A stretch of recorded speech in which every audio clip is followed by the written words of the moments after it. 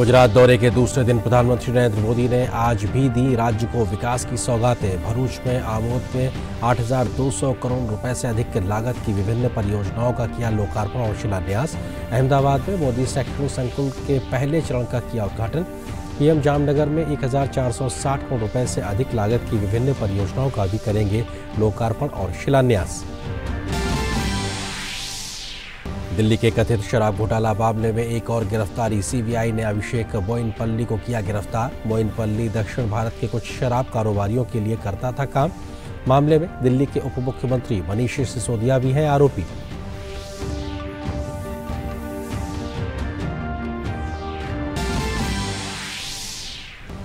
देश के कई राज्यों में बारिश से बिगड़े हालात। मौसम विभाग ने उत्तराखंड, उत्तर प्रदेश, मध्य प्रदेश और राजस्थान के अगले 2 दिन भारी बारिश की चेतावनी दी। कई जिलों में स्कूल कॉलेज बंद। लगातार हो रही बारिश से ठंडा हुआ मौसम।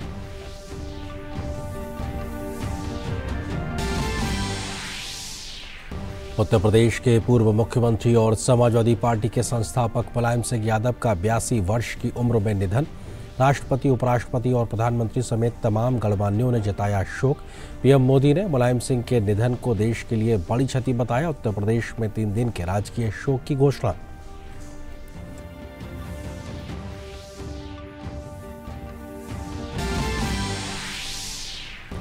यूक्रेन की राजधानी कीव में रूस ने किया मिसाइलों से हमला। एक के बाद एक कई धमाकों की खबर। इससे पहले रूसी राष्ट्रपति व्लादिमीर पुतिन ने क्रीमिया को रूस से जोड़ने वाले पुल पर हुए विस्फोट के लिए यूक्रेन को ठहराया था दोषी।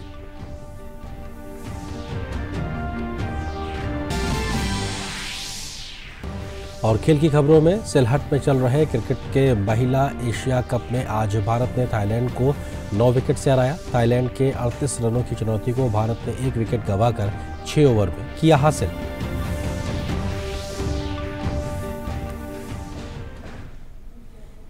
आप देख रहे थे अभी सुर्खियां और खबरों पर डालते हैं विस्तार से नजर। प्रधानमंत्री नरेंद्र मोदी ने अहमदाबाद में मोदी शैक्षणिक संकुल के पहले चरण का अब से कुछ देर पहले उद्घाटन किया है। उद्घाटन के बाद पीएम मोदी ने शैक्षणिक संकुल के कमरों का निरीक्षण किया। ये शैक्षणिक संकुल जरूरतमंद छात्रों के लिए एक शैक्षिक परिसर है। ये परियोजना छात्रों के लिए समग्र विकास के लिए सुविधाएं प्रदान करने में सहायक सिद्ध होगी।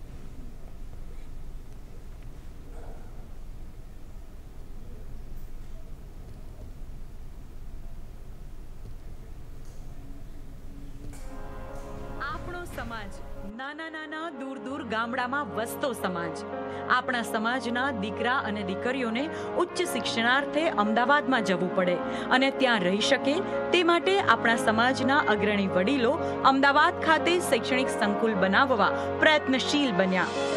એ પ્રયત્નના ભાગરૂપે સરકારશ્રીની મદદથી વર્ષ 2007માં છારોડી ખાતે સુંદર જગ્યા મળી। अरे आ तो अपना नरेंद्रभाईना ज दृढ़ विश्वास थकी कि जे जमीन पर खातमुहूर्त कर्યું હોય ત્યાં જ લોકાર્પણ કરવું।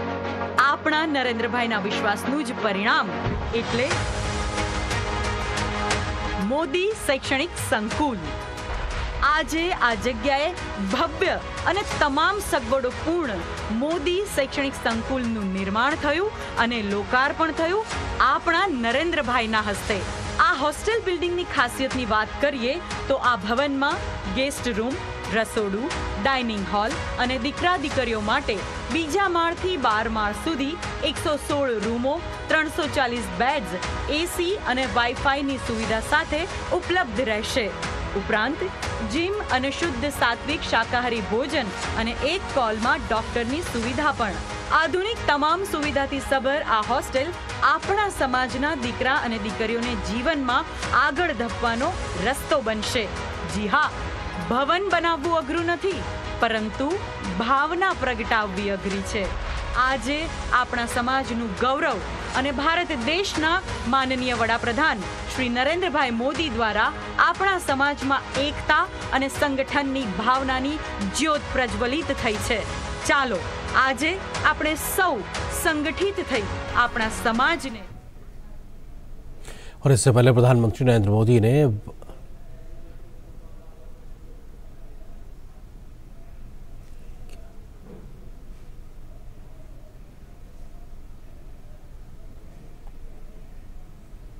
ये तस्वीरें प्रधानमंत्री के उस वक्त की हैं जब उन्होंने संकुल के जो तमाम कमरे हैं उनका निरीक्षण किया, वहाँ पे जो व्यवस्थाएं बनाई गई हैं उसका उन्होंने जानकारी हासिल की और आज प्रधानमंत्री ने अहमदाबाद में जो है मोदी शैक्षणिक संकुल की शुरुआत की है। तो वहीं इससे पहले प्रधानमंत्री नरेंद्र मोदी ने भरूच के आबोद में 8200 करोड़ रुपए से अधिक लागत की विभिन्न परियोजनाओं का लोकार्पण और शिलान्यास किया।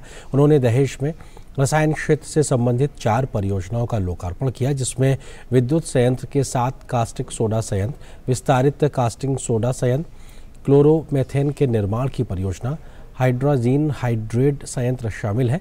इसके अलावा IOCL दहेज कोयली पाइपलाइन परियोजना, भरूच भूमिगत जल निकासी और STP कार्य तथा उमला आसा पनेथा चौड़ीकृत सड़क का लोकार्पण किया है। प्रधानमंत्री ने जम्बूसर में बल्क ड्रग पार्क और दहेज में डीप सी पाइपलाइन परियोजना की भी आधारशिला रखी है। इसके अलावा अंकलेश्वर हवाई अड्डे के पहले चरण, अंकलेश्वर एवं पनोली में बहुस्तरीय औद्योगिक शेड के विकास की परियोजना की आधारशिला रखी गई है। प्रधानमंत्री ने भरूच के बालिया, बनासकांठा के अमीरगढ़, दाहोद के चकलिया और छोटा उदयपुर के वानर में बनने वाले 4 जनजातीय औद्योगिक पार्क की भी आधारशिला रखी। साथ ही बनासकांठा के मुथेड़ा में एग्रो फूड पार्क, वलसाड़ के काकवाड़ी दांती में सी फूड पार्क और महिसागर के खांडीवाब में MSME पार्क की आधारशिला रखी है। वहीं प्रधानमंत्री ने कार्यक्रम को संबोधित करते हुए कहा कि देश की प्रगति में भरूच का योगदान बहुत महत्वपूर्ण है। साथ ही उन्होंने कहा आज से शुरू की गई परियोजनाओं से विकास को एक नई गति मिलने वाली है। गुजरात की देश की प्रगति में, चाहे वो गुजरात की प्रगति हो चाहे देश की प्रगति हो, भरूच का योगदान बहुत महत्वपूर्ण है। कनेक्टिविटी से जुड़े 2 बड़े प्रोजेक्ट्स, अंकलेश्वर राजपीपला और statue of unity Ekta Nagar को जोड़ने वाली सड़क, इसी के साथ साथ केमिकल सेक्टर से जुड़े अनेक प्लांट्स का भी लोकार्पण हुआ है। अब भरूच बड़ौदा या सूरत के एयरपोर्ट पर निर्भर नहीं रह सकता, भरूच का अपना एयरपोर्ट होना चाहिए और इसलिए अंकलेश्वर में नया एयरपोर्ट बनाने का आज शिलान्यास हो रहा है। तो विकास को एक नई गति, नई उड़ान मिलने वाली है। और जब नरेंद्र भूपेंद्र की डबल इंजन की सरकार होती है ना, तो एयरपोर्ट का काम भी बहुत तेजी से पूरा हो जाएगा। प्रधानमंत्री ने केंद्र की पूर्ववर्ती सरकार पर भरूच के विकास को रोकने का आरोप भी लगाया। मुझे वो दिन भी याद आ रहे हैं जब कुछ लोगों ने भरूच का विकास रोकने के लिए पूरी शक्ति लगा दी थी। भरूच अंकलेश्वर में उद्योगों की स्थापना में, उद्योगों के विस्तार पर बड़े बड़े रोड़े अटकाए थे। जब केंद्र में हमारी सरकार में गुजरात को नरेंद्र भूपेंद्र की डबल इंजन की शक्ति मिली, तो ये सारे अवरोध हमने खत्म कर दिए भाइयों। प्रधानमंत्री ने वोकल फॉर लोकल मंत्र का जिक्र करते हुए दीपावली पर देश में बने पटाखे खरीदने की अपील की है। તમે વોકલ ફોર લોકલ નો મંત્ર પકડી લો, કોઈ વિદેશી ચીજથી હું દૂર રહીશ। આ દિવાળી આવે છે, એવા એવા બજારમાં ફટાકડા આવશે, 2 મિનિટમાં આકાશમાં ઝબકારો કરી જાય, પણ આપણને ખબર ના હોય કે કેટલાય ગરીબોની મહેનતને પાણી ફેરવી નાખતા હોય છે। ભલે આપણે ભારતમાં બનેલા ફટાકડા લઈએ, કદાચ અજવાળું ઓછું કરે, કદાચ ચમકારો ઓછો કરે, અવાજ ઓછો કરે, પરંતુ ભાઈઓ એ અવાજ ઓછો કરશે, ચમકારો ઓછો કરશે, પણ મારા રાજ્યના, મારા દેશના ગરીબોના ઘરમાં ચમકારો આવશે। प्रधानमंत्री नरेंद्र मोदी ने आणंद में जन विश्वास सम्मेलन को संबोधित करते हुए कहा कि गुजरात और बीजेपी का अटूट रिश्ता है, इसलिए गुजरात की जनता बार बार भाजपा की सरकार बना रही है।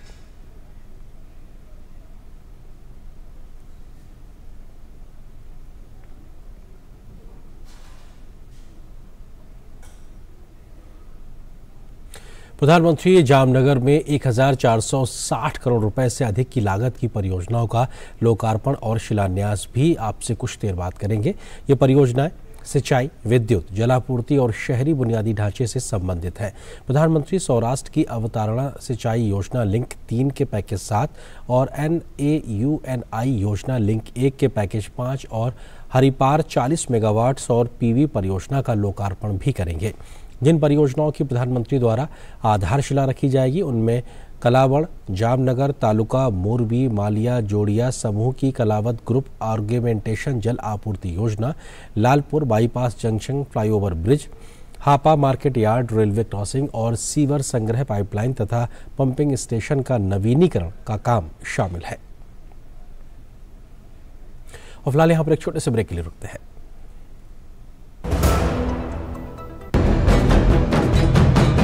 जो काल के कपाल पर है, जो भाग्य के भाल पर है, जो है आदि योगी ईश्वर।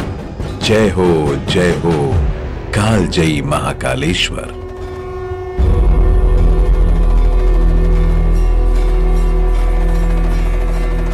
करोड़ों भक्तों का अटल विश्वास, सदियों की आस्था, परमानंद का आभास। ये है श्रद्धा का स्वर्णिम काल, दिव्य भव्य महाकाल। 12 ज्योतिर्लिंगों में केवल एक, दक्षिण मुखी शिव का रूप विशाल। भगवान महाकालेश्वर के आशीर्वाद से मुख्यमंत्री श्री शिवराज सिंह चौहान के नेतृत्व में 47 हेक्टेयर के परिसर में नवनिर्मित श्री महाकाल लोक दर्शन हेतु तैयार है। शंकर का संस्कृत में अर्थ बड़ा सरल है। शंकर का अर्थ संस्कृत में होता है शम करोति स शंकर, यानी जो कल्याण करे वही शंकर है। हमारे यशस्वी प्रधानमंत्री श्री नरेंद्र मोदी 11 अक्टूबर को सायं 6 बजे लोकार्पण करेंगे श्री महाकाल लोक का। महाकाल महाराज की इच्छा से ही उनके परिसर का विस्तार शिव लीलाओं के साथ किया गया है। एक अद्भुत रचना भाव हुई है जिसका नाम श्री महाकाल लोक रखा गया है। ये भारत के सांस्कृतिक पुनरुत्थान का युग है। पहले केदारनाथ, फिर काशी विश्वनाथ, तब महाकाल बाबा। आइए इस अद्भुत आध्यात्मिक उत्सव के हम साक्षी बने। जय महाकाल। डर अब है किस बात का जब है साथ में नंबर 1 आयशर 551। एक जानदार शानदार 5 स्टार सीरीज ट्रैक्टर जो आपको हमेशा दे शुभ लाभ। और ब्रेक के बाद रुक करते कुछ और महत्वपूर्ण खबरों की ओर। उत्तर प्रदेश के पूर्व मुख्यमंत्री और समाजवादी पार्टी के संस्थापक मुलायम सिंह यादव का 82 साल की उम्र में सोमवार को गुरुग्राम के वेदांता अस्पताल में निधन हो गया। यूरिन संक्रमण के चलते वे काफ़ी समय से वेदांता अस्पताल में भर्ती थे। 1 अक्टूबर से गुरुग्राम अस्पताल के ICU में उन्हें भर्ती कराया गया था। उनके निधन के बाद उत्तर प्रदेश में 3 दिन के राजकीय शोक का ऐलान किया गया है। उनके निधन पर राजनीतिक जगत में शोक की लहर है। प्रधानमंत्री नरेंद्र मोदी, रक्षा मंत्री राजनाथ सिंह, केंद्रीय गृह मंत्री अमित शाह से लेकर CM योगी आदित्यनाथ और BSP की सुप्रीमो मायावती ने मुलायम सिंह यादव के निधन पर शोक व्यक्त किया है। समाजवादी पार्टी नेता मुलायम सिंह यादव के निधन पर प्रधानमंत्री नरेंद्र मोदी ने शोक जताया है। उन्होंने कहा है कि मुलायम सिंह यादव जी का जाना देश के लिए एक बहुत बड़ी क्षति है। मुलायम सिंह यादव जी, उनका जाना देश के लिए एक बहुत बड़ी क्षति है। जब भी मौका मिला उनके आशीर्वाद मिलते रहे। मैं आज आदरणीय मुलायम सिंह जी को गुजरात की इस धरती से, मां नर्मदा के तट से उनको आदरपूर्वक भावभीनी श्रद्धांजलि देता हूं। मैं ईश्वर से प्रार्थना करता हूं कि उनके परिवार, उनके समर्थकों को ये दुख सहने की शक्ति दे। मुलायम सिंह यादव ने गुरुग्राम के मेदांता अस्पताल में आज सुबह 8:15 पर आखिरी सांस ली। मुलायम सिंह के निधन की सूचना मिलने पर केंद्रीय गृह मंत्री अमित शाह मेदांता अस्पताल पहुंचे और उन्होंने दिवंगत नेता को श्रद्धांजलि अर्पित की।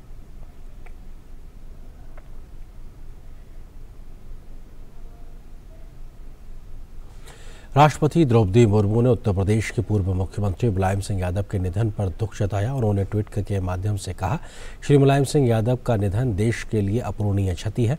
साधारण परिवेश से आए मुलायम सिंह यादव जी की उपलब्धियां असाधारण थीं। धरती पुत्र मुलायम जी जमीन से जुड़े दिग्गज नेता थे।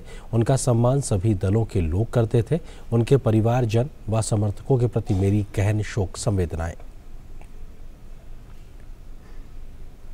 उपराष्ट्रपति जगदीप धनखड़ ने मुलायम सिंह यादव के निधन पर दुख व्यक्त किया है और ट्वीट करते हुए कहा, मुलायम सिंह यादव जी के निधन से गहरा दुख हुआ है।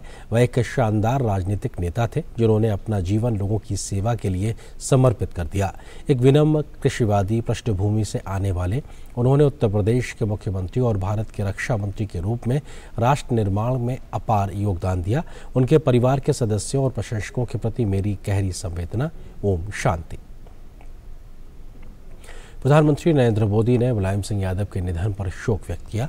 उन्होंने मुलायम सिंह यादव जी के साथ अपनी कई तस्वीरों को साझा करते हुए ट्वीट किया। मुलायम सिंह यादव जी एक विलक्षण व्यक्तित्व के धनी थे। उन्हें एक विनम्र और जमीन से जुड़े नेता के रूप में व्यापक रूप से सराहा गया, जो लोगों की समस्याओं के प्रति संवेदनशील थे। उन्होंने लगन से लोगों की सेवा की और लोकनायक जेपी और डॉक्टर लोहिया के आदर्शों को लोकप्रिय बनाने के लिए अपना जीवन समर्पित कर दिया। मुलायम सिंह यादव जी ने उत्तर प्रदेश और राष्ट्रीय राजनीति में अपनी अलग पहचान बनाई। वह आपातकाल के दौरान लोकतंत्र के एक प्रमुख सैनिक थे। रक्षा मंत्री के रूप में उन्होंने एक मजबूत भारत बनाने के लिए काम किया। उनके संसदीय वार्तालाप व्यवहारिक थे और राष्ट्रीय हित को आगे बढ़ाने में वो जोर देते थे। जब हम अपने अपने राज्यों के मुख्यमंत्रियों के रूप में काम कर रहे थे तब मुलायम सिंह यादव जी के साथ मेरी कई बार बातचीत हुई। हमारी घनिष्ठता जारी रही और मैं हमेशा उनके विचारों को सुनने के लिए उत्सुक रहता था। उनके निधन से मुझे बहुत ही पीड़ा हुई है। उनके परिवार और लाखों समर्थकों के प्रति संवेदनाएं। ओम शांति।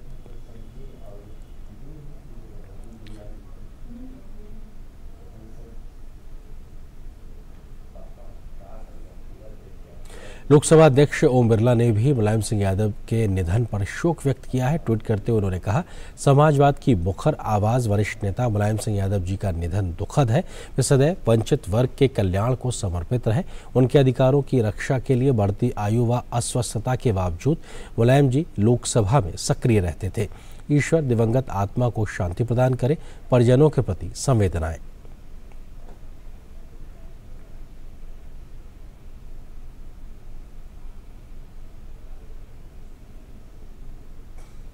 रक्षा मंत्री राजनाथ सिंह ने मुलायम सिंह यादव के निधन पर दुख व्यक्त किया। उन्होंने ट्वीट कर कहा, मुलायम सिंह यादव जी जमीन से जुड़े एक ऐसे नेता थे जिन्होंने कई दशकों तक उत्तर प्रदेश की राजनीति में एक प्रमुख भूमिका निभाई। अपने लंबे सार्वजनिक जीवन में उन्होंने अनेक पदों पर काम किया और देश, समाज एवं प्रदेश के विकास में अपना योगदान दिया। उनका निधन बेहद पीड़ादायक है। उन्होंने अगले ट्वीट में कहा, राजनीति में विरोधी होने के बावजूद मुलायम सिंह जी के सबसे अच्छे संबंध थे। जब भी उनसे भेंट होती थी तो वे बड़े खुले मन से अनेक विषयों पर बात करते। अनेक अवसरों पर उनसे हुई बातचीत मेरी स्मृति में सदैव तरोताज़ा रहेगी। दुख की इस घड़ी में उनके परिजनों और एवं समर्थकों के प्रति मेरी संवेदनाएं। केंद्रीय गृह मंत्री अमित शाह ने मुलायम सिंह यादव के निधन पर शोक व्यक्त करते हुए ट्वीट किया है। मुलायम सिंह यादव जी को अपने अद्वितीय राजनीतिक कौशल से दशकों तक राजनीति में सक्रिय रहे। आपातकाल में उन्होंने लोकतंत्र की पुनर्स्थापना के लिए बुलंद आवाज़ उठाई। वे सदैव एक ज़मीन से जुड़े जननेता के रूप में याद किए जाएंगे। उनका निधन भारतीय राजनीति के एक युग का अंत है। दुख की इस घड़ी में उनके परिजनों व समर्थकों के प्रति अपनी संवेदना व्यक्त करता हूँ।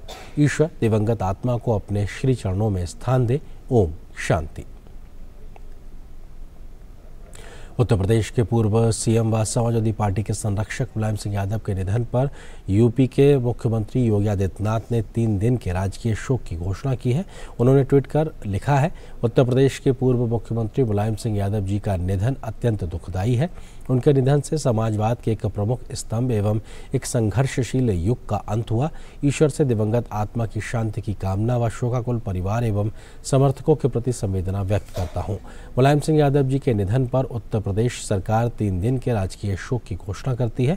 उनका अंतिम संस्कार पूरे राजकीय सम्मान के साथ होगा। शोक की इस घड़ी में उनके पुत्र श्री अखिलेश यादव जी से दूरभाष पर वार्ता कर अपनी शोक संवेदनाएं व्यक्त की है। फिलहाल यहाँ पर एक और छोटे से ब्रेक के लिए रुकते हैं। डर अब है किस बात का जब है साथ में नंबर 1 आयशर 551। एक जानदार शानदार 5 स्टार सीरीज ट्रैक्टर जो आपको हमेशा दे शुभ लाभ। केंद्रीय अन्वेषण ब्यूरो यानी सीबीआई ने दिल्ली के कथित आबकारी घोटाला मामले में हैदराबाद के एक व्यापारी अभिषेक बोयिनपल्ली को गिरफ्तार किया है। अधिकारियों ने सोमवार को यह जानकारी दी है। इस मामले में दिल्ली के उप मुख्यमंत्री मनीष सिसोदिया आरोपी हैं। अभिषेक बोयिनपल्ली पर कार्टेलाइजेशन की सुविधा में एक बिचौलिए के रूप में काम करने का आरोप है। जानकारी के मुताबिक अभिषेक बोयिनपल्ली दक्षिणी भारत के कुछ शराब कारोबारियों के लिए कथित तौर पर काम करता था। उसे रविवार को पूछताछ के लिए बुलाया गया था। सीबीआई ने पाया कि वह कुछ महत्वपूर्ण सवालों का जवाब देने से बच रहा है, जिसके बाद उसे देर रात हिरासत में ले लिया गया। सीबीआई की प्राथमिकी में अभिषेक का नाम बतौर आरोपी दर्ज नहीं है, लेकिन उसके करीबी सहयोगी व साझेदार अरुण रामचंद्र पिल्लई का नाम बतौर आरोपी दर्ज है। रजिस्ट्रार ऑफ कंपनीज के अनुसार दोनों ने इस साल जुलाई में रॉबिन डिस्ट्रीब्यूटर्स LLP की स्थापना की थी। आरोप है कि पिल्लई ने इंडोस्पिरिट के समीर महेंद्रू से रिश्वत ली थी, जिसे उन्हें दिल्ली के कारोबारी एवं आम आदमी पार्टी के नेता विजय नायर तक पहुंचाया था। सीबीआई के आबकारी मामले में नायर को पिछले महीने गिरफ्तार किया था। इस खबर के साथ फिलहाल इस बुलेटिन में इतना ही, लेकिन DT न्यूज़ पर खबरों का सफर लगातार जारी है। नमस्कार।